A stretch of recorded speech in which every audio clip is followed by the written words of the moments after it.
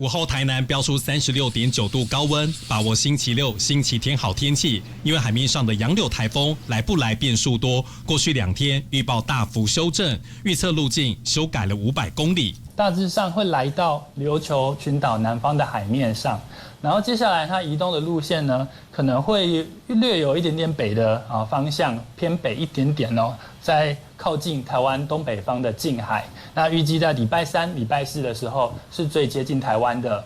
第11号台风杨柳朝西北方向前进中，影响杨柳台风就看高压强或弱。如果太平洋高压势力没这么强，杨柳会走路径1，但未经过一个垂直风切较大的海域，杨柳有机会夭折，快速减弱为热带性低气压，发布海上台风警报几率相对也会减低。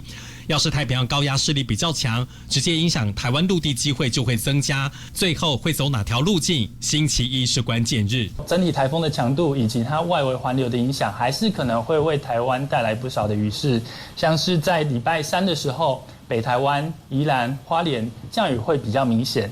周3这一天，其他地区也有可能会出现降雨的情况。各国对预测路径态度分歧，日本气象厅研判北部海面通过，运气好那就是会闪过去。美军则认为有机会从北台湾擦边，暴风圈还是会触入。暴风侵袭几率，基隆最高45%，双北39到41%，宜兰也有40%，桃园到38%。不管怎么走，下星期3到星期42天最接近台湾，影响最为明显。但各地天气情况还是要看杨柳台风的强度路径是否直接侵台，还有变数，需要密切观察。东森新闻张晨、李汉静在台北采访报道。